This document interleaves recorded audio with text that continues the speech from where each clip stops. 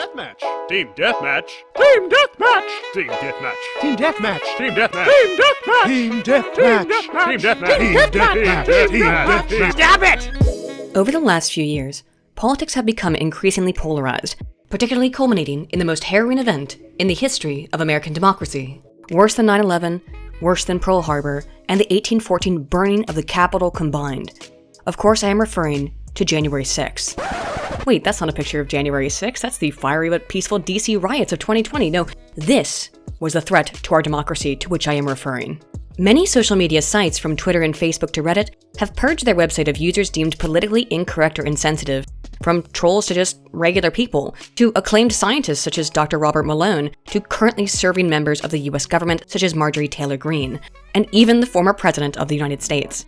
Alternative social network sites that previously gained too much popularity, with Parler being perhaps the prime example, were scuttled from app distributors and forced from their web host. And although new outlets like Getter pop up and gain users as people seek to flee the restrictive nature of the mainstream services, those mainstream services maintain that their rationale in these bans and removals is for the good of discourse and democracy. Of course, there's an obvious question as to how removing people from the conversation can be good for conversation. But is it true that the internet is contributing to political polarization? And if so, what may be the consequences of coming into contact with content and comments that do not align with our political beliefs? Is there value in having conversations, or does discourse actually lead to the end of democracy? Is there danger in unlimited freedom of the people to speak? Or should that right be held only in the safe, protected hands of political and scientific elites who know how to use such power wisely? Today, let's look at the effects of political debate on attitudes, behavior, and polarization. Is the internet a panacea for political ills, or has it become a panopticon wherein only some posts and opinions can be heard for the good of the greater society, watched over by our tech overlords? Does the word democracy even mean anything anymore, or is it just a buzzword? Well, if you're interested in keeping up on the latest happenings in our democracy, buzzword or not, you can do that by checking out this video's sponsor, The Morning Brew. Not only is the news often incredibly depressing, it can consume a lot of time and effort to catch up on all the depressing things that happen, which is where the brew comes in. The Morning Brew is a daily email newsletter of articles written with your time in mind, by giving you a quick rundown of breaking news subjects from politics to tech to sports, all of which take about 5 minutes to read. In addition to being short and sweet, your Morning Brew also comes with a generous helping of levity to make the news actually enjoyable rather than miserable or rage-inducing, as so much mainstream media coverage tends to be. Further, if you want to make sure that you're up to speed on current events, the Brew offers quick weekly quizzes to test your news acumen. So if you want to become smarter in just 5 minutes, consider clicking the link down below in the description and in the pinned comment to sign up for the Morning Brew and get yourself a piping hot cup of information every day, all absolutely free. Thanks Morning Brew for sponsoring this video, and now that we're settled in with our quick, comfy news brew, let's talk about the less pleasant side of news, and that is the rise of incivility in politics.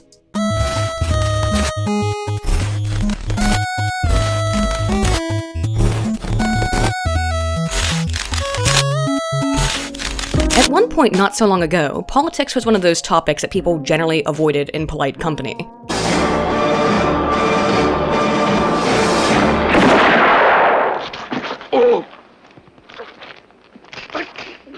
Clearly, that's no longer the case, as now every fall and winter the internet is littered with lamentations about needing to spend the holidays around the most dreaded of villains, one's own family, lest one be exposed to a political conversation with people who aren't absolutely aligned with you ideologically. The abject horror.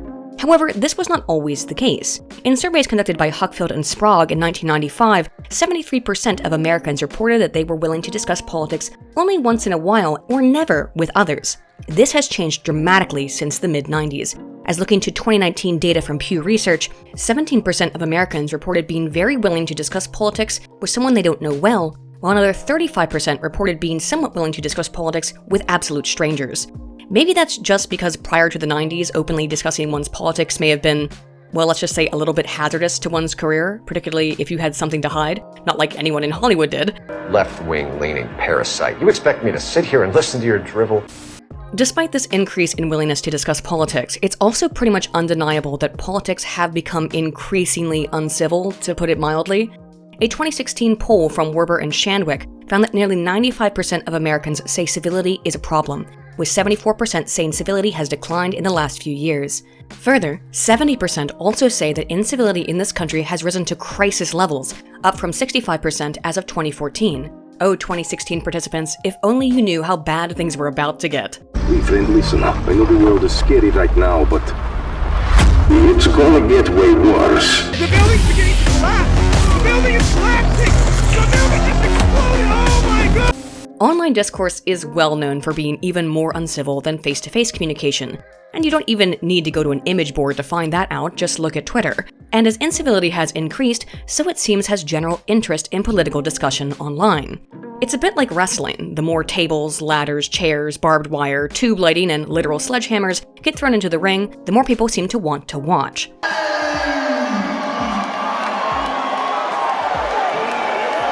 What a pussy, let's pull it off. On Reddit, for example, Nithyanand, Schaefer, and Gill 2017A noted a sharp increase in the number of posts made on political subreddits beginning in early 2016. The internet, of course, has given us incredible new opportunities for communication, but has also allowed for, let's just say unique aspects of communication to become more salient within society. There are really so many of these effects that they could kind of warrant their own video series, but to give you a brief survey of some of the aspects of the internet that can influence discourse, let me give you the TLDR.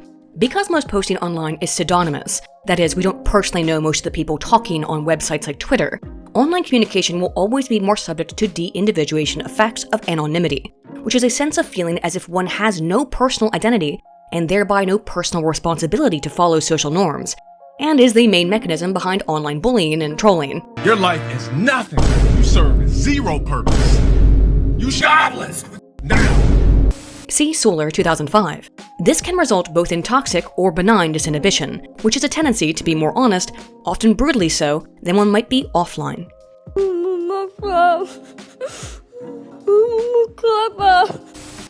Relatedly, Walther 1996, in his hyperpersonal model, predicted that this lack of connection to the real offline self can cause people to develop extremely strong bonds very quickly online because everyone is de-individuated and sharing their uninhibited thoughts. And this can develop along political lines as much as it can along romantic or friendship ones. Because the internet masks personal identity, people often become drawn towards group identities, which they can attach to help reestablish their sense of self in online spaces, a phenomenon known as the social identity model of de-individuation effects, or SIDE, developed by Riker, Spears, and Postmus, 1995. Because group norms are more salient than individual identity in pseudonymous online environments, those group norms tend to be replicated and enforced by individual members of the group, which can result in conformity and ostracization of outsiders from that group. So in summary of this flash course on internet communication effects, people will share more information online, and because their identity is often not connected to this information sharing, they tend to be more abrasive than they would be otherwise. And because everyone is being so brutally honest, they also tend to form relationships with one another very quickly, and these relationships are often based on social identities, such as political affiliation, that replace the personal identity, having been lost in the anonymous online space, which creates a propensity thereby for people online to be rude and extremely partisan. And we can see that in data from Nithyanand, Schaefer, and Gill 2017b, who examined the types of posts made on Reddit across various subreddits between 2005 and 2017. They found that the number of offensive comments left on subreddits increased from 2005 to 2007, and then generally tended to stabilize across the site. However, political subreddits tended to have slightly more offensive comments, and the number of offensive comments on those subreddits slightly increased as time passed. Similarly, more users on political subreddits tended to use offensive comments more than non-political subs. Up until 2016, Republican and Democrat-leaning subreddits were fairly evenly matched in their use of offensiveness. However, during the 2016 election, Republican subs began to contain far more offensive terms than did Democrat ones, with more users posting offensive comments, evidence that perhaps before 2016 the left was in fact able to meme until the Great Froggening happened. In addition to changes in the offensiveness of comments, Reddit also saw a degradation in the average grade writing level of posts made on the website. Grade level of posts was calculated using an equation that takes the number of words per sentence and syllables per word into account. The researchers noticed a major decline across all subreddits between 2006 and 2010 site-wide. However, political subreddits maintained slightly more advanced writing levels than the quality of posts on Reddit in general, although by 2016 this difference was nominal. There was little disparity between the grade level of writing across Republican and Democrat subreddits for much of the site's history, but this also changed in 2015 and 2016. wherein the quality of Democrat subs fell off a statistical cliff before the Democrat primaries, followed shortly thereafter by Republican subreddits. While the Democrat subs slowly began to return to a level closer to the baseline before the 2016 election, as they rolled into 2017, Republican subs' writing level remained in the valley that they had dropped to in early 2016. Libertarians are mostly unaffected by this trend, and as such, these data are indicative that in the period preceding the primaries for the 2016 election, the political discourse on Reddit was not only more offensive, but had diminished in linguistic complexity bipartisan, by a factor of about 4. That is, while a political post on Reddit in 2011 might have looked something like this. So, succinctly, I postulate that Looks around to visually discern if others are present. Republicans, abominable. Thousands of people suddenly appear in front of my residence applauding me and chanting my sobriquet. Gets text from Crush. Hey, so I ascertain that you verbally express Republicans abominable. Wanna maybe go watch a movie at my place later? You can even stay overnight if you want. Phone ringing. Hello? Am I clearly coherent? This is your father. I'll admit I wasn't there for you when you were a child, but I deign to verbalize that I am genuinely proud of you. For the first time in my life, I feel like I am doted upon. A single tear descends upon my lacrimal glands as my incipient life as a jubilant and prosperous person commences. By 2016, the average post looked something like this instead. Numgies are meant to be Don't say the word numgies in my chat ever again. Numgies are Do not say that word. fingies, bro. In addition to offensive word use and a decline in the quality of comments, mentions of the opposition party in a negative light also changed over time, with libertarians always tending to be the most likely to speak ill of Republicans or Democrats, as over 45% of all references to these parties was strongly negative and only 7% positive. Outside of the perennially negative libertarians, Democrats followed them in general negativity towards Republicans, while Republican sentiments towards Democrats seemed to vacillate. Specifically, while there was more negativity across parties in 2012 and 2013, particularly from Democrats in reference to Republicans, by 2017, both parties were disparaging one another to about equal degrees. Again, less so than were libertarians to talk trash about either of the two big parties.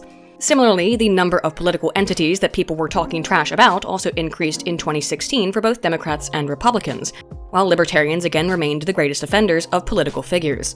I am Mitch McConnell. Feed me poor people. Shelf, we gotta burn down Gotham.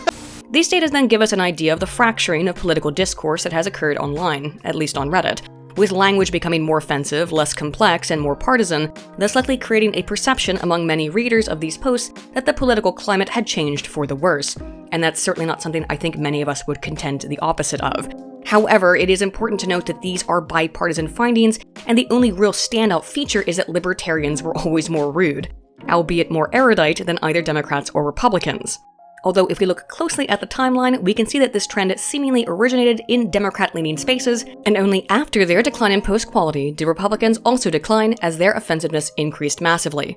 While Democrat posts also became more offensive, it seemed Republican posts were far more aggressive during the primaries and following the 2016 election than were Democrats. Despite the fact that before 2016, Democrats had always been generally slightly more offensive than were Republicans, and it was only after 2016 that Republicans became the more offensive ones. It's also too bad that this study ended in 2017, because I'm pretty sure had the authors continued to monitor the opinions expressed on Democrat subs, which would eventually be pretty much all they would be able to measure given that Reddit banned R the Donald, got extremely offensive over the months following Trump's inauguration, which is why it's lucky that we have more than just that one study to look at. But before we move on, Nathan et al. 2017a, again only looking at posts made up until early 2017, also noted that while the fraction of offensive posts did not increase across the entirety of Reddit during the election cycle of the prior year, it did on political subreddits, specifically with participants on political subreddits being only 2.6% more likely to observe offensive comments prior to July 2016, but 14.9% more likely to observe offensive comments after the 2016 primaries.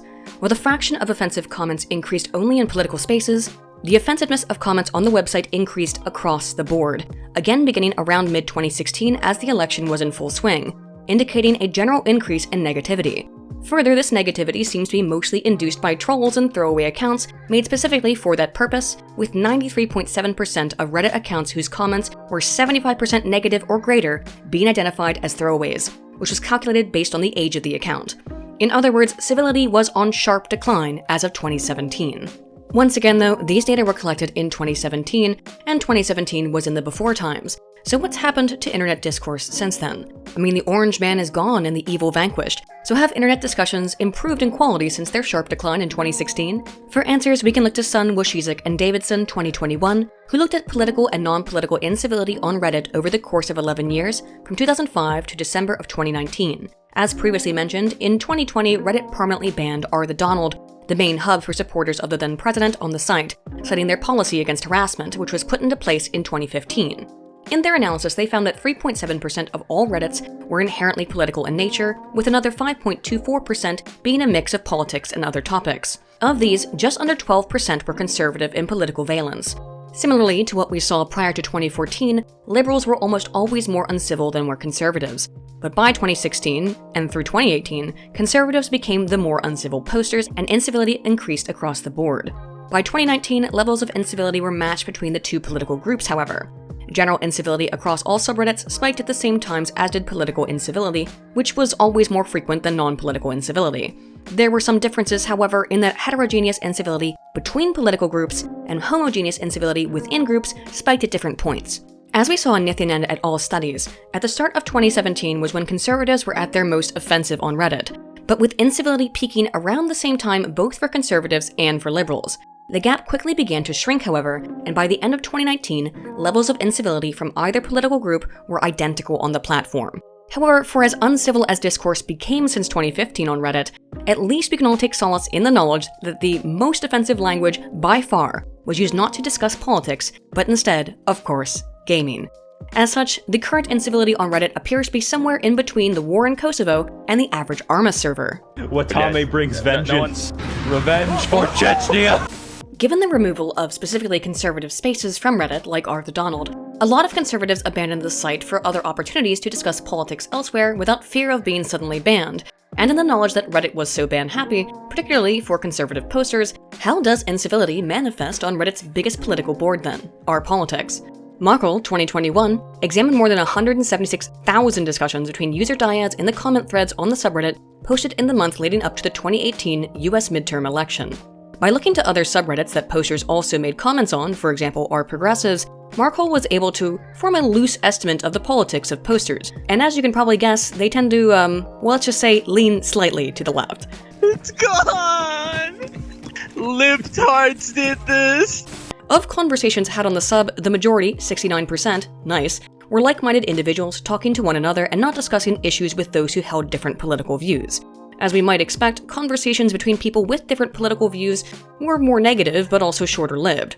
Rather than tending to engage with more like-minded people, however, after responding to those who disagree with their political stances, Redditors tended to go on a tangent of quickly ending that conversation and then going to start another, again typically negative conversation, with someone else who disagrees with them politically. Cutting off the extant discussion and seeking out someone else to argue with seemed particularly likely after one's political in-group had been insulted in these exchanges. The more commenters in the thread who shared the political in-group with the commenter actually resulted in more cross-cutting conversations, meaning that posters were more likely to get involved in these negative interactions with whom they disagree politically when they felt as if their opinion was in the majority within the discussion. Perhaps a political safe space. Negative references to the political ideology of the other commenter was more likely to result in cessation of the conversation. In contrast, when users made positive references to the other political group, the conversation tended to last longer, particularly when the positive interaction occurred in the comment sections where the positive commenter's political views were more normative. Positive interaction between two posters who shared the same ideology, however, did not result in greater longevity of political discussion. As such, when people are being uncivil, conversation between people who disagree politically tends to end quickly, but doesn't stop the person who is being uncivil from being uncivil. Instead, it seemingly incentivizes further incivility towards other members of that political outgroup. It does not mean all political discourse is negative, and simply saying something positive towards the political ideology of another poster can increase the length of the discourse, potentially creating a productive political conversation, as bizarre as a concept as that seems in the current gestalt. Being rude to someone online is not going to change their opinion, though. Instead, it only causes them to leave the conversation altogether, possibly to go speak with like-minded individuals in their own echo chamber, having been angered by insults towards their political beliefs, but seemingly more often to go irritate someone else with whom they also disagree. But does this exposure to partisan negativity online have any real-world effects, or is it all just relegated to pointless internet feuding? Is being a dick on the internet really a threat to our democracy? Access to which need clearly be restricted only to those on the right side of a civil discussion? Well, Eberl et al. 2020 were interested in how political posts online might influence emotions and ultimately, potentially, voting behavior of readers exposed to these posts. The researchers examined over 15,000 political posts made on Facebook by 267 users of various different political parties in the 6 months leading up to the Austrian parliamentary election of 2017. The emotional valence of posts were measured using German language text analysis to determine the number of positive and negative words in each posting, along with the topic the post concerned. Additionally, subjects were asked which of the 6 main and minor political parties in Austria he or she most strongly identified with and believes. The parties selected were the Green Party, List Pils, a Green left-wing populist party, the Social Democrats, the New Austria and Liberal Forum, a liberal party, the Austrian People's Party, a Christian conservative party, and the Freedom Party of Austria, a populist conservative party. Finally, the scholars examined what emotional responses symbolized through the use of Facebook emoji reactions, a feature that at the time had been recently implemented, were left by users on these political posts. The most common topics of posts across the board were on immigration, the welfare state, education and culture, and the economy. Posts from users who identified with the Conservative Freedom Party were the most likely to receive angry emojis in response, while posts from Social Democrats received the most love reactions and the least angry ones. List Pils received the most sad reactions and fewest ha-ha reactions. Considering that the List Pils was mostly a temporary split from the main Green Party, founded in response to the perceived failure of the Greens, it makes sense then that sadness would typify posts coming from those in support of founder Peter Pils, who basically just split their party in half. Then again, the Austrians do tend to excel at splitting things in half. Germany, Poland, etc. Clearly there was a lot of negativity surrounding these posts coming from those in support of the Conservative Freedom Party, but considering that the FPO picked up 11 seats in 2017, the greatest increase in its representation within Parliament since 1999, it's likely that these angry responses were in reaction to the topics being discussed, rather than in reaction to the posters' opinions, and we can see that more when we look at the individual topics. The issue of immigration by far received the most angry responses to posts, followed to a much lesser degree angry responses to security and economic topics. This again is reflected in the election results of that year, as the FPO's leader, Hans Christian Stracke's politics were largely in opposition to immigration, particularly from Muslim nations. Similarly, Sebastian Kurz of the Austrian People's Party, which picked up 15 seats that year, also focused much of his messaging on the issue of immigration in addition to tax cuts and security. In turn, posts concerning infrastructure received the most love responses, likely coinciding with the focus on infrastructure from the Social Democrats, who similarly received more love reaction to their posts in general. All posts were more positive than negative, except posts from those who considered themselves most closely aligned with the Conservative Populist Freedom Party. Relatedly, emotional valence was only more negative on topics of immigration and security. All other topics were posted about using more positive emojis than negative ones. Just looking at the post that generated the most angry responses though, a single 1-point increase in personal salience of an issue increased the propensity for one to respond to a post with an angry emoji by 601%. Yeah, you heard that right. That is, if Austrian Facebook user A was just slightly more concerned with immigration than was user B, then user A's post about immigration was more than 7 times as likely to be responded to with an angry emoji. A surprising finding, as it's not like Austrians are known for taking things to the extreme or anything.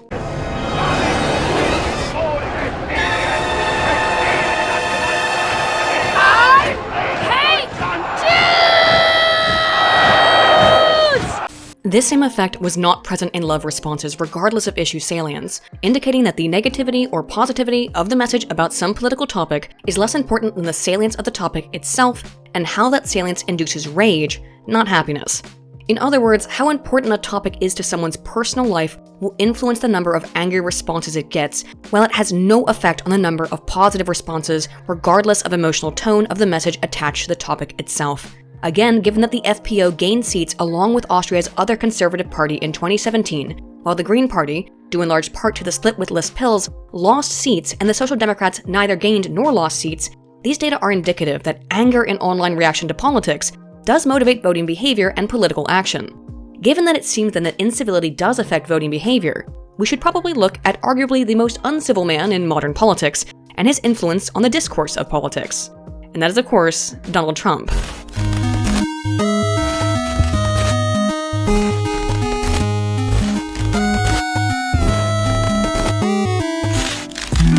If hate motivates voting, well then Twitter might have had some influence on the 2016 and 2020 elections, given Trump's extensive use of the platform to post bangers like this where he disparages Barney Frank's disrespectful protruding nipples. Of course, it wasn't just Trump, as even his removal has done nothing to remediate the vile nature of the platform. But surely booting him saved our valuable democratic debate process online, evidenced so clearly, for example, by former comedian Ethan Klein going on tirades teetering on defamation about Joe Rogan and horse paste, obviously not in a desperate attempt to squeeze a little clout from the biggest podcast on the planet. So considering Twitter is currently still a cesspit, did the discourse on Twitter change during the Trump era to reflect Trump's particular type of incivility? I don't often agree with Marco, and I don't often agree with Ted, but I get along with everybody. But I say this every night, every day, every afternoon, and it's so true. Jet is a mess. Well, if we are to believe the data from Siegel 2017, which, well, hang on, because while her data may be valuable, we need to put a few massive caveats on it. Yes, Trump's involvement seemingly did have an effect on the civility of Twitter discourse.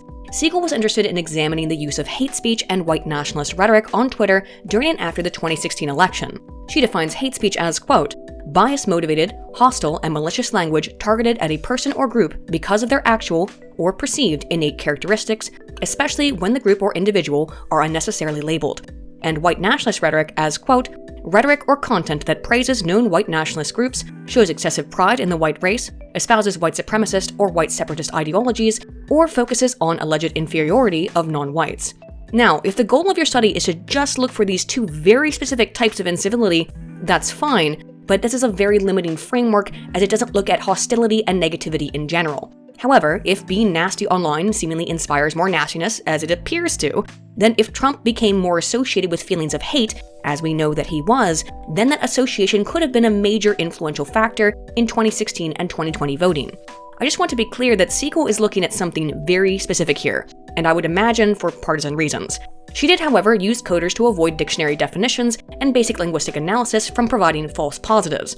As, for example, a basic word search might find the word spicy and see that it includes a spicy racial epithet within it, and would flag a tweet about a delicious taco dinner as hate speech. Much as was the case with Reddit datasets that we looked at, hate speech increased over the election cycle, died down after the election, and then peaked again, specifically with mentions of Trump within his first 2 months in office.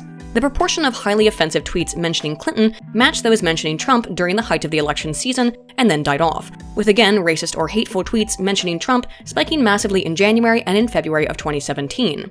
Tweets specifically using white nationalist rhetoric and Trump were most common in mid-2016 and then ceased almost completely by November of that year as the election loomed, while those that still persisted after the election were more likely to mention Clinton rather than Trump. With the exception of some spikes, hate speech in general seemed to subside after the election, with tensions clearly being highest beforehand and then beginning to approach similar levels as those before the election over time. These results could be indicative that, much as we saw in the Reddit data, there seemed to be a cooling off period of incivility from Democrats shortly after the election. So too did people posting really vile crap on Twitter cool off after Trump was elected in their use of hate speech. While white nationalist rhetoric mentioning Trump basically dropped off the face of the internet after the election, it continued in reference to Clinton before declining.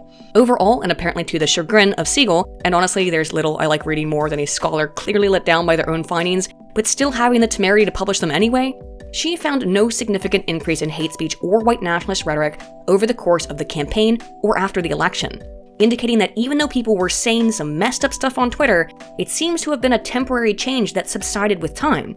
So if Twitter still seems insufferable to you, it's because it's always been insufferable. No threat to democracy via particularly vile speech needed. No, democracy was saved by removing people like Donald Trump and Marjorie Taylor Greene, while having no problem with Richard Spencer to remain on the platform. I guess some federal employees are more welcome than others. And by the way, I'm not calling for deplatforming at all, far from it. I'm just saying it's kind of an interesting application of your policies, Twitter.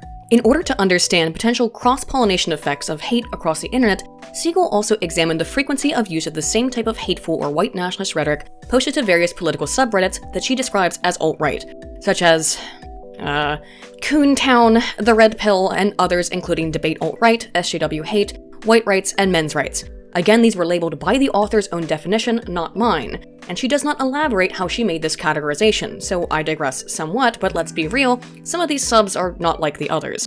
Now, this was not a real-time comparative analysis, as Coontown, for example, had been banned for over a year before the election, but merely a comparative linguistic analysis.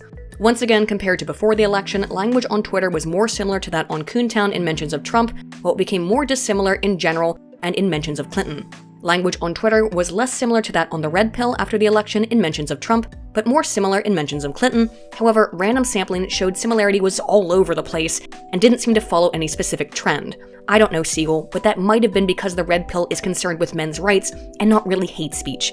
Overall, and mirroring the general analysis, there was no increase in hate speech or white nationalist rhetoric during or after the campaign, and while there was a mild uptick in similarities in reference to Clinton, this was non-significant. In summation though, this study, for all of its flaws, found that references to Trump or to Clinton alone could not seemingly be blamed for the general increase in negative, offensive language online over the past few years. Given that we know that incivility comes in peaks and valleys, but generally seems to have moved towards more intergroup animosity across websites since the 2016 election, we should understand more about the dynamics of political incivility online, which we can do by looking to research from Theocrasis et al. 2020 in an analysis of responses to tweets made by various members of Congress. Coders were given a sample of 4,000 tweets of this type and were asked to simply categorize them as civil or uncivil based on how an average person might see the message. The scholars defined a civil tweet as a tweet that adheres to politeness standards, that is, written in a well-mannered and non-offensive way. Even if it is critical, it is respectful. For example, quote, "You're going to have more of the same with HRC, and you are partially responsible. Very disappointed in all of you in DC," end quote. While an uncivil tweet was defined as an ill-mannered, disrespectful tweet that may contain offensive language, including threatening one's rights, assigning stereotypes or hate speech, name-calling, such as weirdo or idiot, aspersion, such as liar or traitor, pejorative speak or vulgarity, sarcasm, all caps use, and incendiary, obscene, and or humiliating language. For example, quote, "Oh, shut up, David, you're a bore." Shut the fuck up. Stop being a fucking cunt. Using the categorizations determined by coders, the researchers developed predictive unigrams and applied machine learning to analyze a large number of tweet responses, most of which make sense, but some are a bit confusing, like this. Regardless, analysis revealed that Twitter is surprisingly mostly civil towards Congresspeople, with only about 10 to 20% of daily tweets at them being uncivil in nature.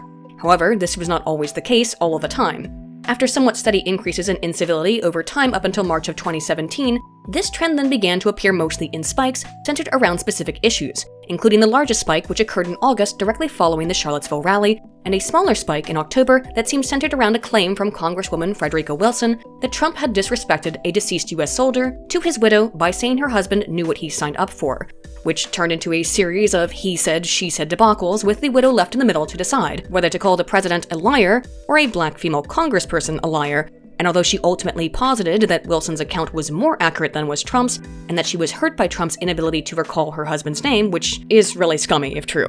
However, either way, the whole thing was a game of political telephone, literally and metaphorically. Point is, drama draws out the ire against politicians on Twitter.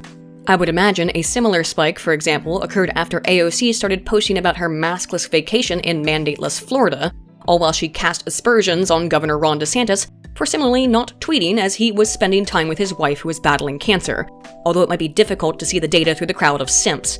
Give it up, boys, you may not like it, but this is what peak masculine performance looks like. Oh, I'm sorry, that rude meme was extremely dangerous to our democracy, now wasn't it? That trend was further reflected, though, in these scholars' data regarding the topics that provoked the most incivility on the platform, which tended to concern political issues rather than issues of policy. The most uncivil topic was the inauguration, by far, followed by Charlottesville, the Clinton email scandal, and the appointment of Jeff Sessions as Attorney General, all issues of politics, while policy issues only start to receive as much incivility in response after those topics, with the policy issues that generated the most vitriol being the United States Security Council Resolution 2334, which condemned Israeli settlements in Palestine land as being in, quote, flagrant violation of international law, and the general topic of sanctuary cities. The most civil topics were also policy-related rather than political, concerning Dreamers and the opioid epidemic. As most analyses of Twitter have found, 10% of the most active users were responsible for 56% of all uncivil tweets, a dangerous kind of ratio. However, unlike some have hypothesized, there was no evidence for a small cabal of hateful trolls that send out these negative messages. Trolling. And then they're going to troll me. But instead, that anyone on the platform can become frustrated and angry at politicians in response to political or policy issues and used Twitter as a method of expressing that anger by insulting and criticizing said politicians. There was some evidence, however, for coordination between users that occurred on days or around days of massive spikes in negativity.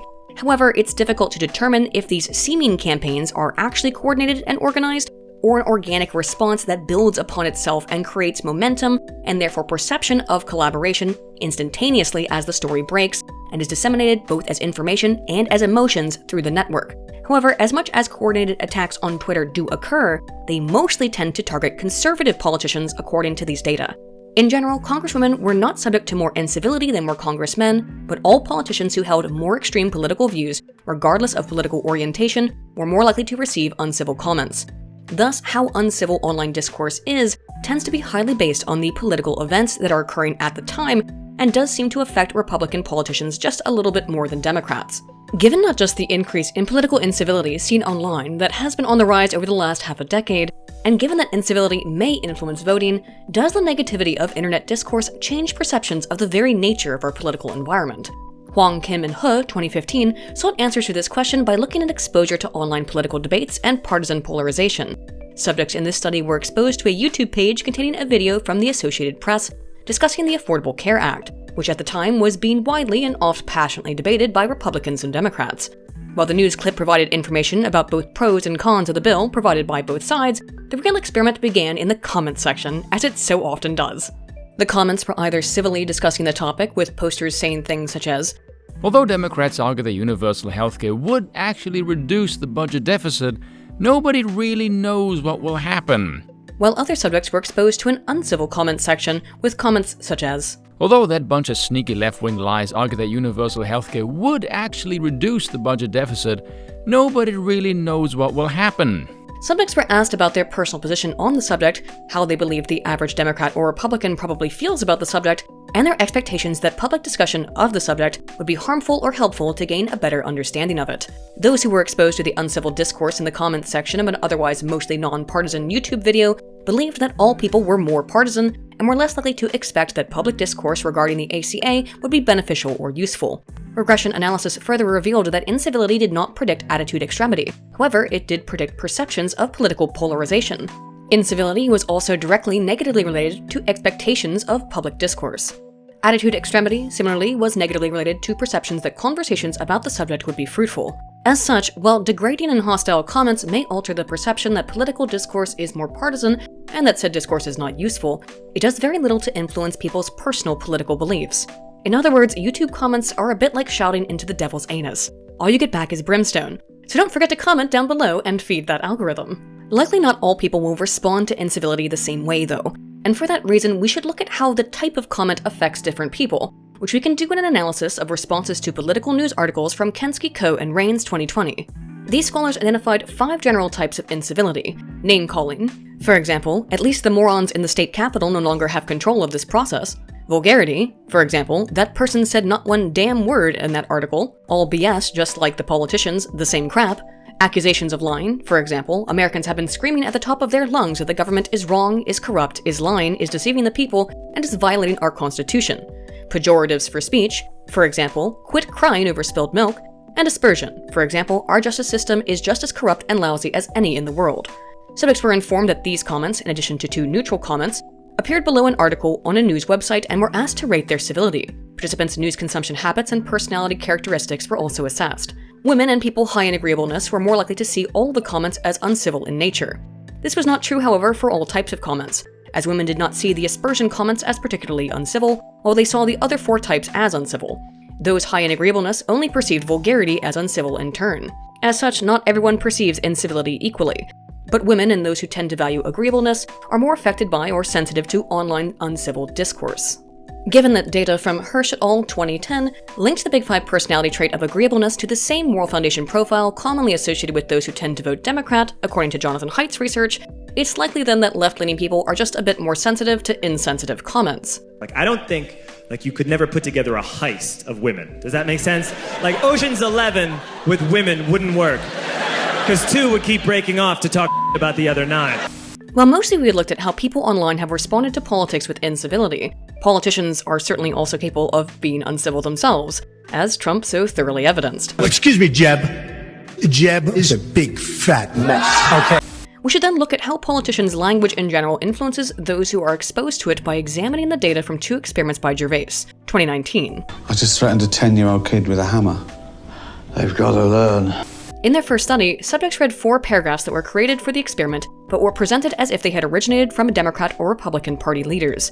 Each of the statements addressed the national debt and what the other side needs to do to help debt reduction negotiations move forward. 2 of the paragraphs, one from each party leader, were negative but civil, while the other 2, again from each party leader, were similarly negative but also uncivil. Subjects were asked how angry the politician's statement made them feel, and how willing they would be to compromise on the subject of debt reduction, or if they remained partisan and opposed the option of compromise. Respondents were more partisan in their reactions to the proposal to equal degrees when the politician held a position that aligned with their own attitudes, whether that politician was civil or uncivil. More partisanship was produced when the counter-attitudinal position was uncivil, and the least partisanship was produced when the counter-attitudinal position was civil, indicating that people will always be about as fired up and assured of the accuracy of their political position in response to messages that originate from a politician they already agree with. Meanwhile, civil messages from those of a different political position induced less partisanship when those messages were civil, and the most partisanship when they were uncivil. Expectedly, respondents were more angry when they read the uncivil message from those politicians to whom they were opposed in their political stance. This effect was exacerbated by political partisanship. Those exposed to the counter-attitudinal argument were more open about their partisan beliefs, and those who were more partisan were less likely to be amenable to compromise both personally and in general. A second study in this set examined how the source of a message might influence anger and partisanship. And as such, subjects were exposed to one of 3 tweets, one from CNN, which promoted a show wherein the pros and cons of a national transportation plan would be discussed by various policy experts. One from Bill O'Reilly, which stated that the plan was being proposed by Democrats, and promoted his show wherein experts would debunk the policy. And a third tweet from Chris Matthews, which stated the plan was being promoted by Republicans and promoted his show wherein experts would debunk the policy. All civil messages, while the latter 2 were certainly partisan. Although it is interesting that Gervais is seemingly of the opinion that CNN is a non-partisan outlet. Well, it's easier to be a parent this morning. It's easier to be a dad. It's easier to tell your kids character matters. It matters. Telling the truth matters. A few moments later. The most trusted name in news has been plagued by back-to-back scandals. I'm talking about CNN. A few weeks back, CNN had to fire its primetime star, Chris Cuomo, over accusations of sexual misconduct.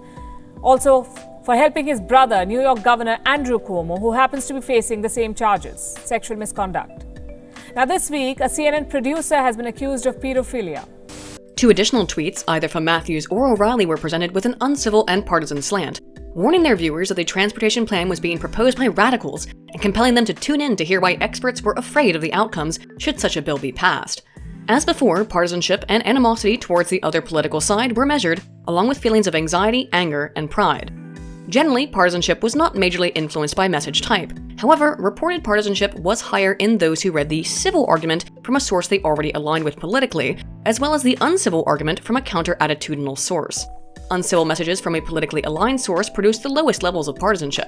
Counter-attitudinal incivility was positively related, understandably, to anger, but so too was pro-attitudinal incivility and counter-attitudinal civility, meaning partisans get angry about any type of political message besides civil messages that align with their political beliefs. Both types of incivility were negatively related to feelings of pride, indicating that people don't feel particularly proud of nasty political messaging coming from either side. More partisan respondents were predictably less in favor of reducing partisanship and were more likely to condemn the uncivil tweets from the outgroup party member. Counter-attitudinal incivility also predicted propensity to condemn the outgroup. However, tendency towards condemnation was mediated by feelings of anger. That is, in-group political distaste in response to messages from politicians were influenced by how angry those messages made people feel. As such, if you want people to be willing to listen to your political messaging, you're always going to have a difficult time reaching partisans. However, just about the worst thing you can do is to also be uncivil. Again, of course, Trump was certainly not one to be civil towards his political opponents. Jeff is a mess. Although unlike Hillary Clinton, he rarely insulted Democrat voters. You could put half of Trump's supporters into what I call the basket of deplorables. However, while there is some value in being rude on Twitter as a politician, as it tends to increase in-group partisanship, it is counterbalanced by the fact that it also increases out-group partisanship and can decrease perceptions of pride in one's own political party or pride as an American in general. As such, being a dick as a politician has its positives and its negatives. But given what we know about how negativity seems to breed negativity, probably the outcomes are mostly deleterious for the state of national political cohesion. To get a better look at how politician incivility can influence polarization and partisanship, we can look to a study from Sketa 2020, who presented subjects with vignettes describing a political issue which was being discussed by Congress, either respectfully or disrespectfully, by members of the two parties who either generally had mixed opinions on the topic or who strongly disagreed and were polarized on the issue. The two topics of discussion were the drilling off the coast of the Arctic and Atlantic, and whether the government or private firms should be in charge of air traffic controllers, intentionally selected as extremely pressing issues, although the latter was certainly of some importance during the turn of the millennium. Hey Larry, where's the forklift? Forklift! It's over there by the baggage loader!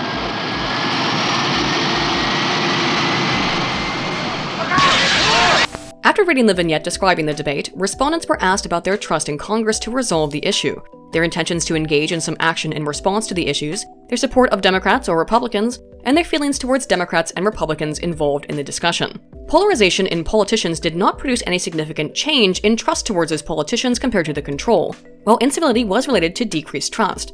It is likely then that we expect, at least as of 2017 when these data were collected, that politicians are generally polarized on any given political issue, even air traffic controllers. And as such, to read that Democrats and Republicans are engaged in a heated debate on the topic of air traffic controllers does nothing to alter perceptions of the efficacy of those politicians.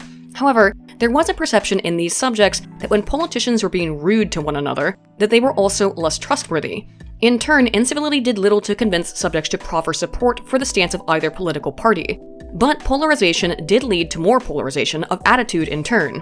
That is, when politicians were staunchly opposed to one another on these topics, readers of the vignettes were more likely to become politically polarized in support of either side when the politicians were uncivil towards one another.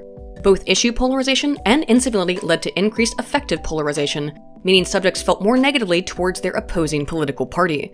It seems then that when politicians are being uncivil, they can create greater polarization and intergroup negativity. However, incivility may also cause some people to become more distrustful of politicians in general, perhaps believing that the entire system is farcical or that the degree of incivility is nothing more than political theater.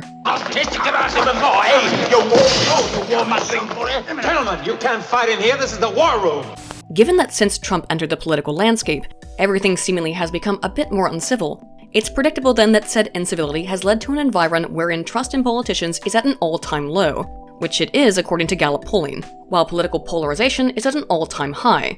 Wait, was that an actual 4D chess move to unmask American politics as being little more than a bunch of mudslinging children? Given that so much of politics has moved online and into comments, be they on Twitter or in response to a news outlet, many of which removed the ability for readers to comment over the last few years, let's take a look a little bit further into how incivility in discourse differs online and how that discourse may influence the beliefs of readers and commenters.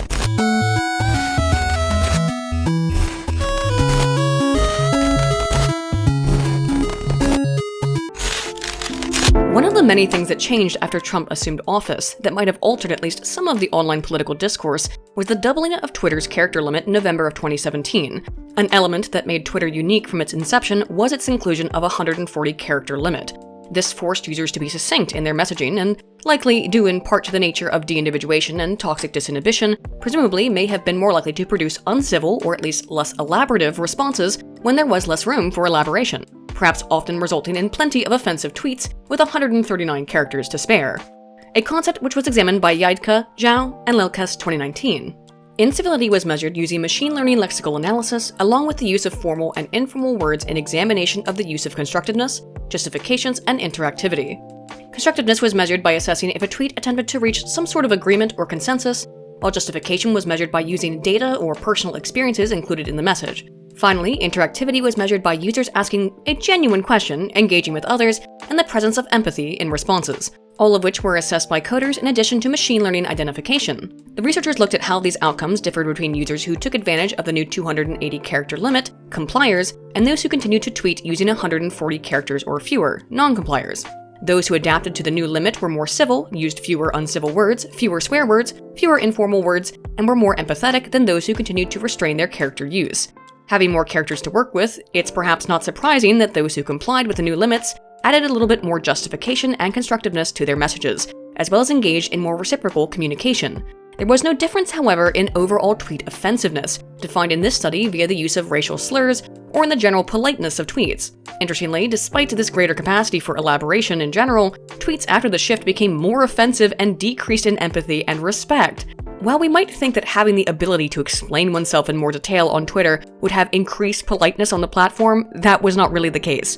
Incivility, which in this study was categorized as tweets that included abuse and vulgarity, threats, or exaggeration, did decrease. Offensiveness, again meaning the use of slurs, increased, while general empathy decreased. Basically, expanding the character limit to allow for lefty memes did not increase overall civility on the platform. Again, recall that this change occurred during the period of time wherein we saw incivility generally increasing online in response to Trump, and perhaps no other single social media site was so influenced by Trump derangement syndrome as was Twitter, because that's where he was. Thus, the timing of this study may explain why it is that despite having a greater ability to write nuanced, complex messages, people actually became less empathetic towards one another, whether or not they adapted to the new character limit. As such, elaboration does not necessarily mean greater civility. All these characters, and people still chose to be rude. Peru 2. Are there 2 Puros? Where's the original gun? There he is. Murrow. Akahana looks pretty cool. Hey, Big Zed. What a choice! Moreover, it may be that incivility actually increases discourse via debate, although how productive that discourse is itself up for some debate.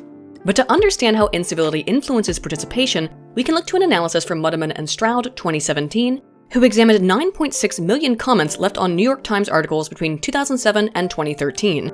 The researchers looked for the presence of swear words as well as uncivil words, which include words related to discrimination, such as racist and bigot, as well as name-calling, political threats of riot or uprising, dysfunctions of the government being seen as infringing or unconstitutional, words that were derogatory in tone, or posts which contained misinformation, as well as words that specifically mentioned partisan politics, such as leftists or GOP. If you suspect the researchers might have had some kind of bias, yeah, me too, but the data are interesting nonetheless. These scholars were able to access the comments that were both publicly chosen to be seen on the website by journalists and those that had been hidden from public view, as well as the approval rating of comments by other readers, and comments that had been flagged as abusive by users.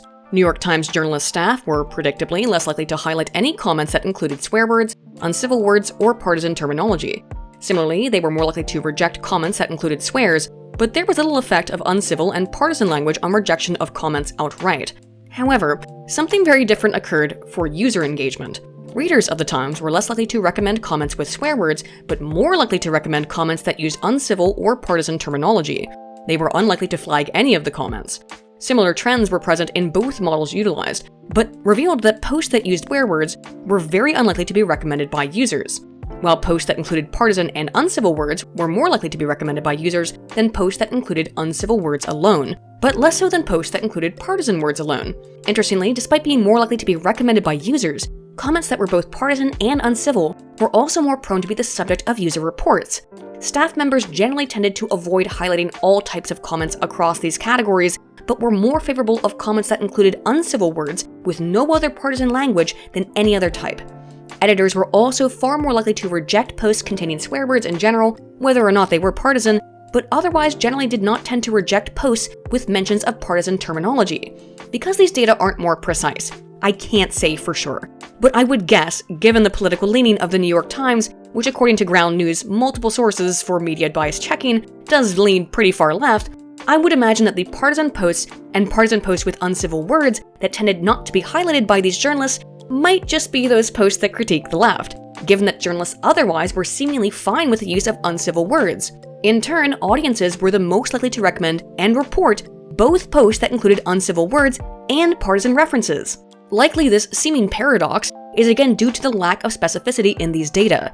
Given the political orientation of the Times, it's not just possible, but I would surmise quite likely, that users were recommending comments that were uncivil and partisan in the direction that favors their own political beliefs, likely left-leaning, while they were similarly reporting uncivil and partisan comments that did not favor their political beliefs, likely right-leaning.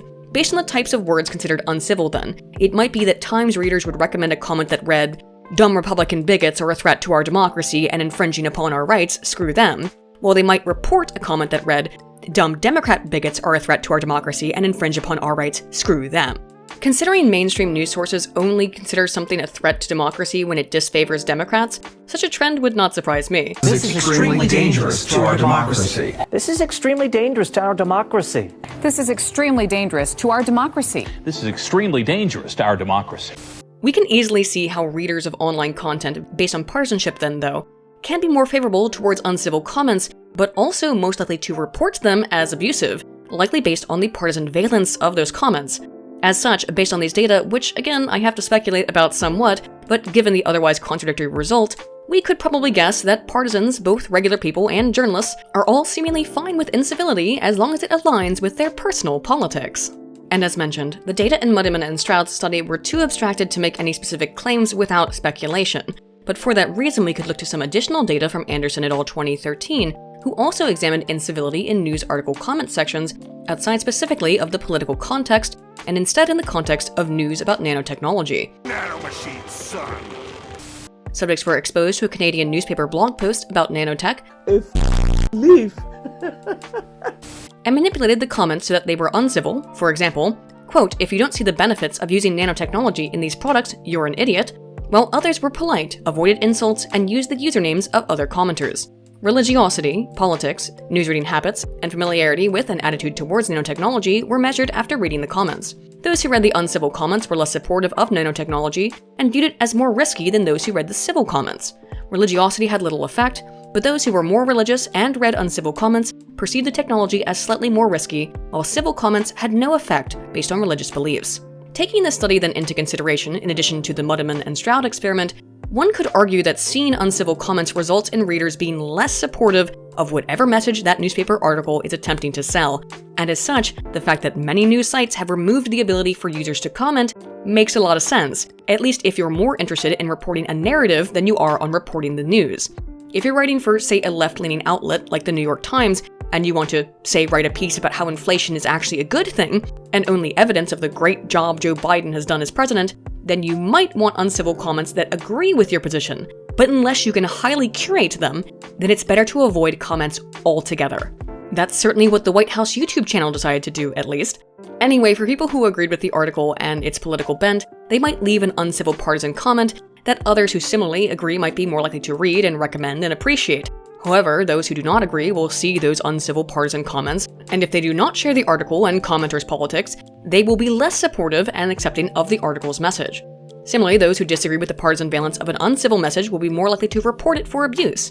The reality is then that comments can do a lot to convince people that their existing positions are correct when the news coverage aligns with those positions, while it can simultaneously convince people that the news coverage is incorrect when it does not align with their personal political beliefs and the comments are uncivil. Again, it makes sense then why news sites just removed comments altogether. They protect their politically aligned readers from seeing uncivil messages that might upset them, while also avoiding those non-politically aligned readers from seeing uncivil comments from the politically aligned that might turn them off from accepting the message of the article itself. These things, however, are likely subject to change as regimes change, and some groups are more likely to be outraged and thereby prone towards incivility than others, which we can see in an analysis of political discourse in blogs, talk radio, and cable news from Sobierage and Berry 2011. 4 researchers coded these various outlets, both left and right, over a 10-week period in 2009. The cable shows assessed were those hosted by Glenn Beck, Sean Hannity and Bill O'Reilly on Fox, Rachel Maddow, Chris Matthews, and Keith Olbermann on MSNBC, of course before Olbermann was mostly quietly removed from outlets like MSNBC, totally not because he's unhinged or anything. They're waiting for more information. They're making a medical decision. Bullshit! They're afraid. They're afraid to get vaccinated. And Lou Dobbs and Campbell Brown on CNN. Right-wing blogs included sources such as Gateway Pundit and Town Hall, while left-wing blogs included sources such as the Huffington Post and the Daily Kos, which in fact is not a Bloodborne-based news outlet. Researchers were apparently unable to identify any liberal radio shows, just like everyone else, and thus compared the shows of conservative hosts including Rush Limbaugh and Laura Ingraham with supposedly non-partisan sources such as NPR's Morning Edition, just illustrating that prima facie there's some major issues with this study's methods. But let's look at what they found anyway, which was that all news was riddled with outrage.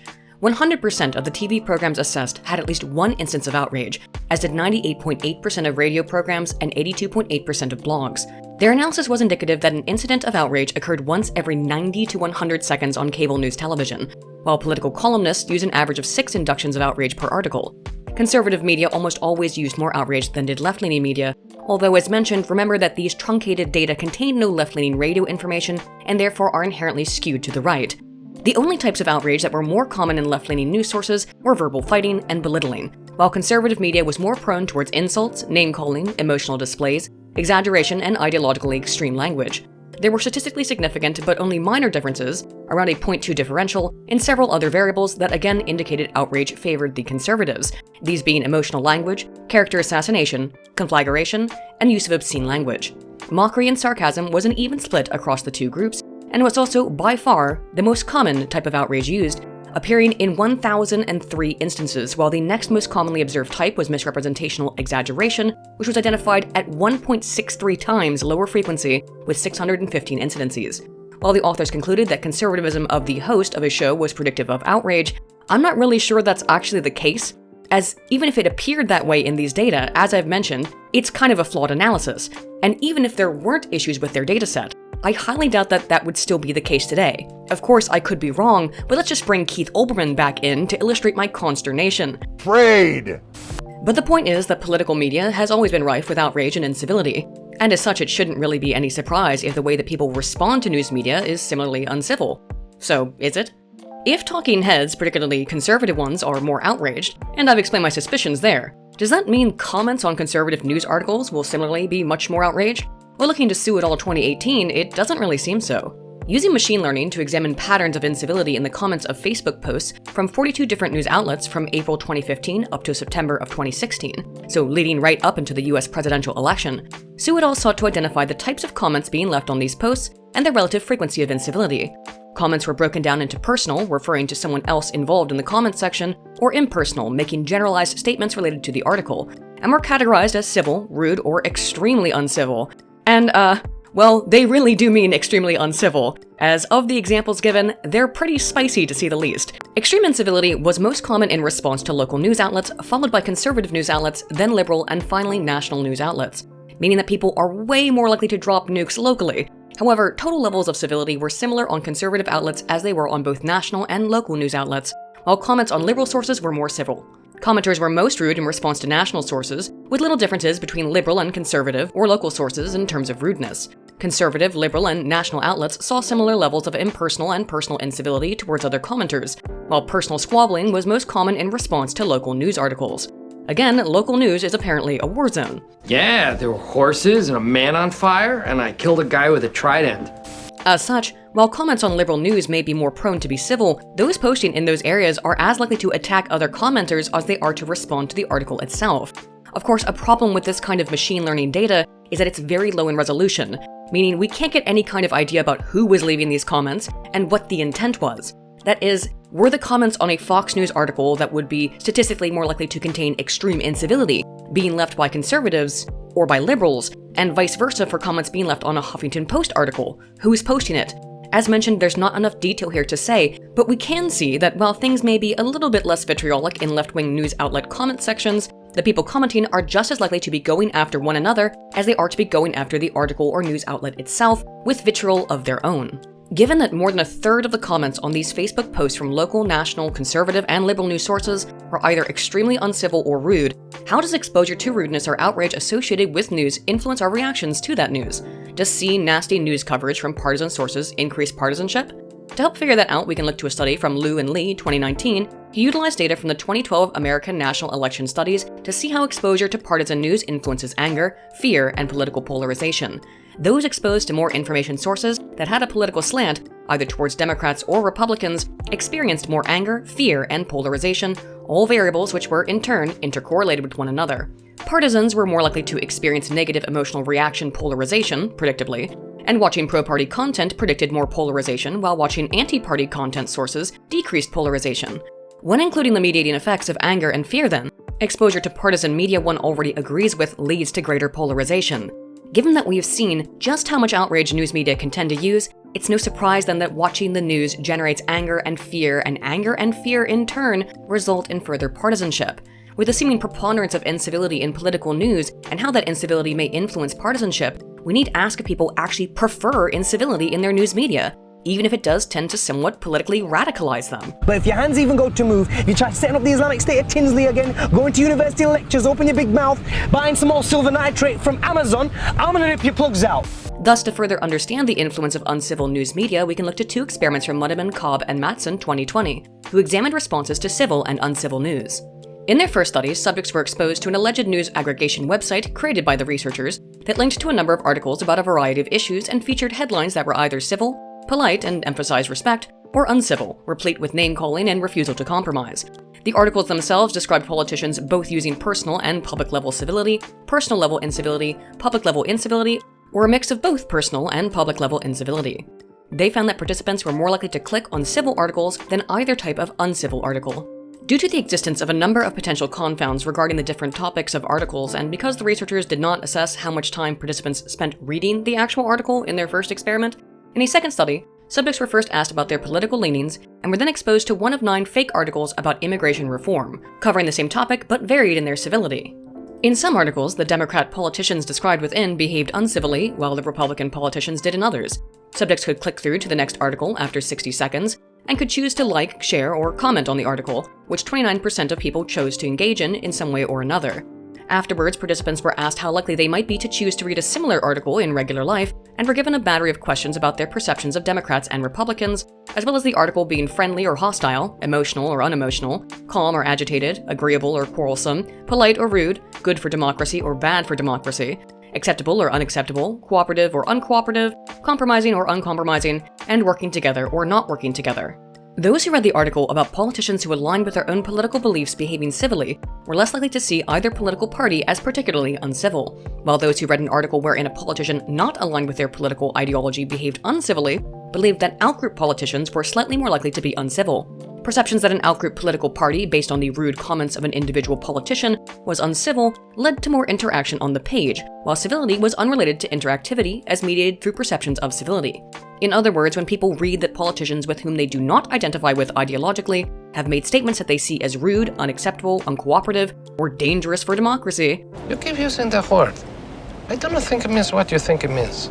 Then they will be more likely to engage with that content and leave a comment, probably one that reflects similar incivility. So when politicians act uncivilly, or perhaps even when news portrays them as having behaved uncivilly, that incivility leads to increased perceptions only that the other party is full of jerks, and that perception leads to increased interactivity on news sites.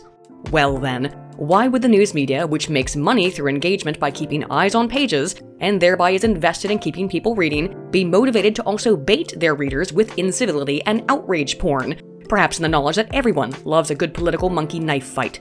If incivility is endemic everywhere online, and seems related to partisanship, does that mean news outlets and social media sites are right, then, to remove uncivil political discourse for the safety of our democracy?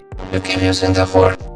Rossini 2020 examined patterns of incivility on Facebook pages of popular news sources versus on articles from said news sources on their own websites between February and July of 2015 to examine how incivility influenced discussions of political news. Using mentions of politicians, government-related issues, and policies, corruption, any of the 3 branches of power, as well as topics related to civic society such as organized protests, stories about racism or discrimination, and stories about social struggles and inequalities across news articles, Rossini identified 218 political stories to monitor the comments of and use interraters to detect instances of disagreement, incivility, intolerance, and expression of opinions, with the target of the comments either referring towards the article or someone mentioned in it, or towards other commenters.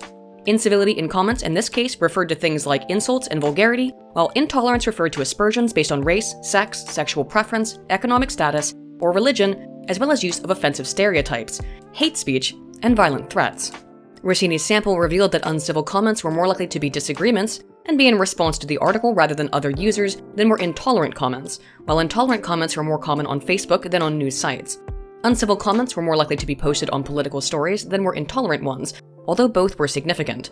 Politics was the only topic that produced more incivility than intolerance. Intolerant comments were more likely to be posted on news stories discussing policy, international events, and civic society, and while uncivil comments were also posted more on these types of articles, the relationship was far more pronounced for intolerant comments. Neither type was related to posts on news topics about celebrities.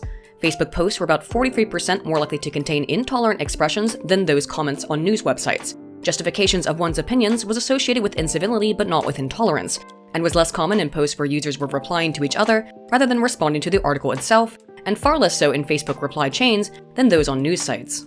Interestingly then, it seems that incivility in comments leads to more justifications and thereby more detailed conversations, while intolerance does not.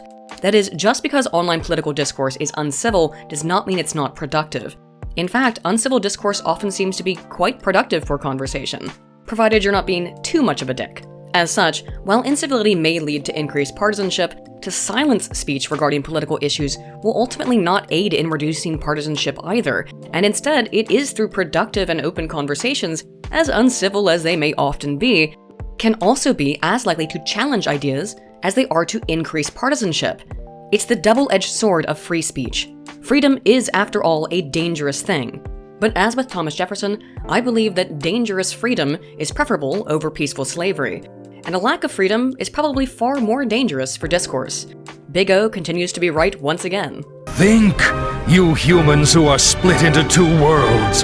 Unless you want the gulf between humans to expand into oblivion, you must think! While incivility may make people feel uncomfortable or pretty negative then, it may also be useful for discussion. And we can see some further evidence for that in two studies from Wang and Silva 2018, an examination of participants' reactions to Facebook posts made in response to a political news article. In their first experiment, subjects were asked about their stances on gun control, and then saw one of two screenshots of comments on an article about gun control, either wherein most of the posts agreed with their stance, or where most of the posts disagreed. The comments were either civil, included the use of mockery, or included the use of insults. Negative emotions experienced and desires to comment, like, or share the information on their own Facebook pages were measured. The overall climate of posts, being mostly in agreement or disagreement with the stance of the subject, was not significant, while both mockery and insults were related to experiencing negative emotions, which in turn was positively related to participation on Facebook. Directly, mockery was negatively related to participation, but as mediated through negative emotions, it was positively related to participation. That is, incivility in the discussion of gun control online, when it produces negative feelings, actually generates more interaction, including through further discussion. Surprised by these results, the researchers conducted a second experiment using a different topic, this time abortion, and found somewhat dissimilar results. Once again, mockery was related to negative emotions, but this time insults were not. Instead, there was a minor effect of the cultural climate of the posts, but only for women, who also experienced more negative emotions when they were exposed to comments that primarily disagreed with their positions on the subject. Gosh, I wonder what that position predominantly was. There were no direct effects of any of these variables on engagement. However, when mediated through negative emotions, there was a positive relationship to interactivity. That is, people exposed to mocking comments posted on a news article on the topic of abortion were more likely to experience negative emotions, and in turn, be more likely to engage with the discussion either more passively, indicating they would be leaving likes, or more actively, by intending to share the article and its associated comments, or leave a comment of their own. It seems then that political discourse that is rude or uncivil can actually create more interaction rather than result in a kind of spiral of silence, as was proposed by Dr. Noelle Neumann in her spiral of silence theory, wherein people want to self-censor out of fear of isolation. Incivility can actually increase discourse. You, Betty Ann, your breath is an existential crisis. Made me question my whole life. If comments online, particularly uncivil comments, do not stifle free speech then, as has been oft proposed, why else might it be that news sites and social media have seemingly such a vested interest in silencing personal opinions?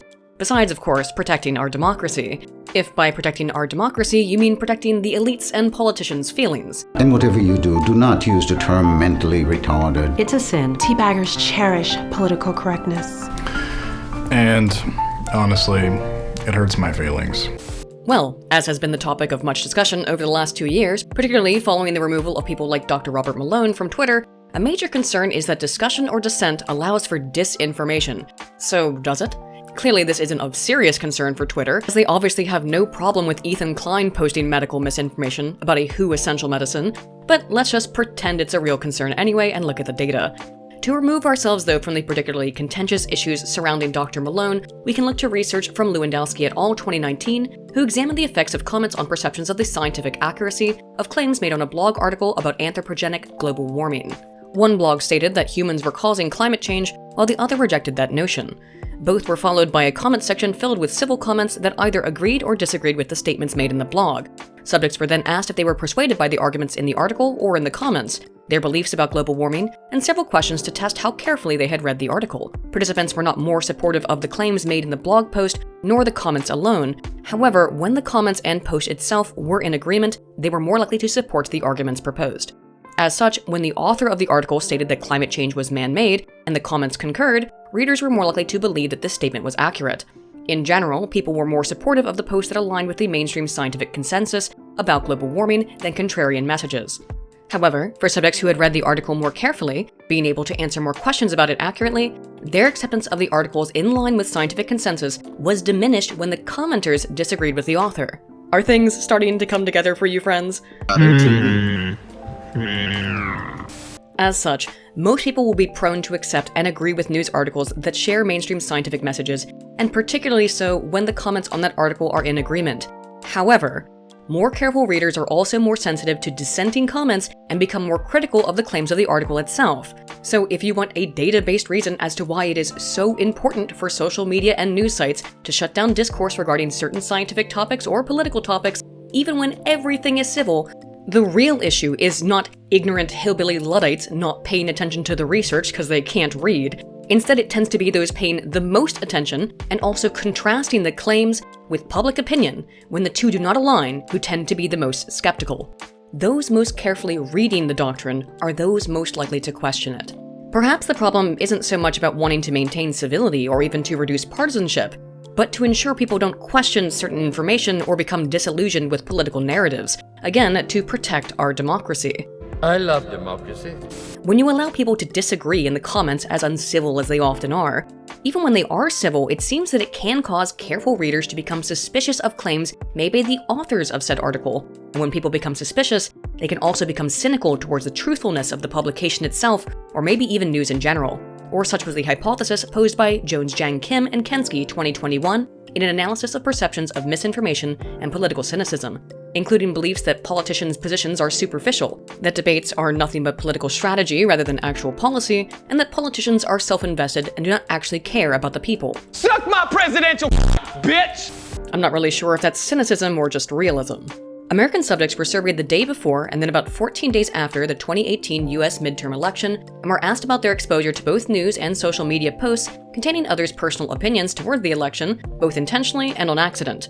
Finally, political ideology, interest in politics, basic political knowledge, and political efficacy, that is a belief that one is capable of following politics, were measured. People who believed that they had been exposed to misinformation before the election were more cynical after the election. Specifically, perceptions of misinformation alone explained 23% of the variance in predicting political cynicism. This was the case both for Republicans and for Democrats, with no significant difference in levels of cynicism based on political party, as there were based on perceived exposure to fake news. Social media use before the election also predicted perceptions that one had been exposed to misinformation after the election. And as such, using social media increases the belief that one is seeing fake news, and that belief results in increased cynicism towards the political system. So maybe the real reason that social media sites and news websites want to cut back on the comments is not because uncivil words might lead to partisanship and ultimately adoption of intolerance, and we have seen some evidence for the former if not the latter, but instead because discourse allows people to ask questions that challenge media narratives, and when media narratives are challenged, people become politically cynical, and in turn, become more likely to question things themselves when they see others doing so in the comments. The reason for censorship then is clear. It is not about civility, it's about preventing this. It's time for guillotines.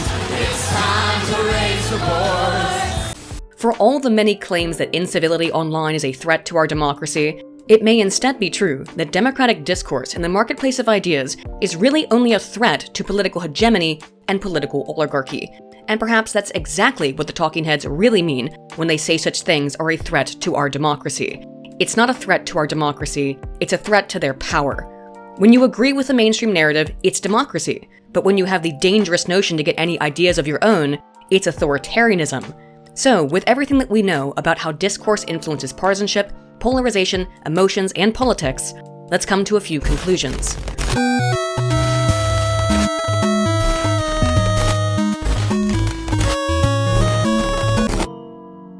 Today, we've seen how incivility online has been on the rise over the past decade, particularly as it concerns politics. Although the basic anonymity or pseudo-anonymity provided by the internet has always allowed for rudeness not normally seen offline as a process of de-individuation and toxic disinhibition, even safer spaces on the net like Reddit, Facebook, and the comment sections of news articles have seen an increase in offensiveness, insults, and general rude behavior. Perhaps nowhere has this trend been more prolific than in the sphere of politics. Social media platforms have engaged in more and more policing of speech and removal of actors seen as inflammatory from their platforms. Yet this has seemingly not curbed partisan polarization or incivility. Instead, said incivility has seemingly translated into the real world, into real-world political action in the form of voting behavior, and maybe in the form of fiery but peaceful protests. This change in behavior has aligned with increases in aggression from politicians as well, which seemingly has created a cycle of rudeness and incivility that leads perpetually to more rudeness and incivility.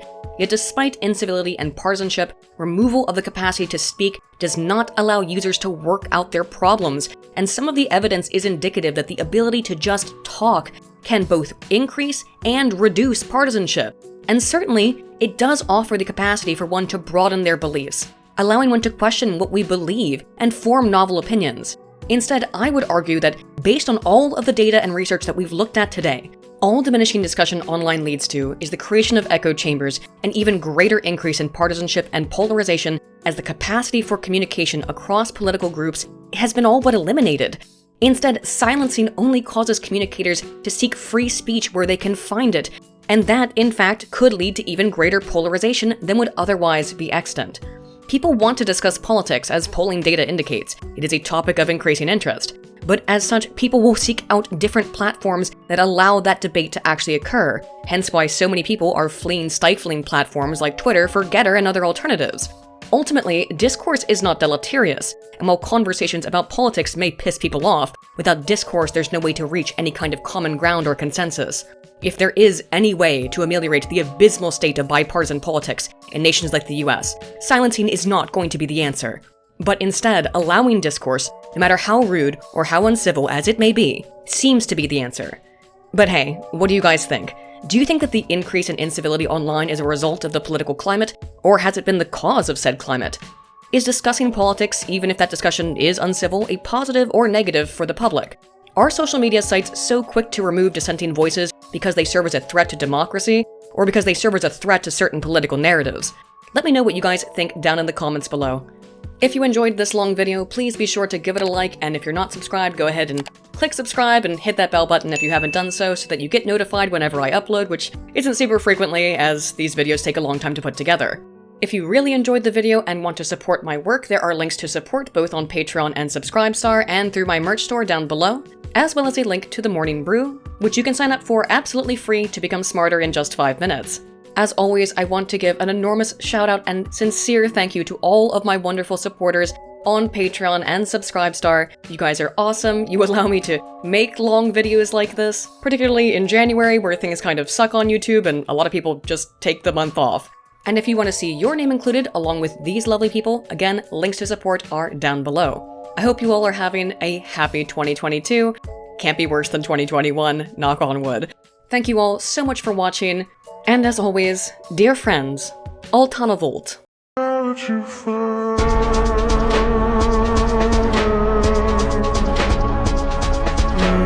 Strong.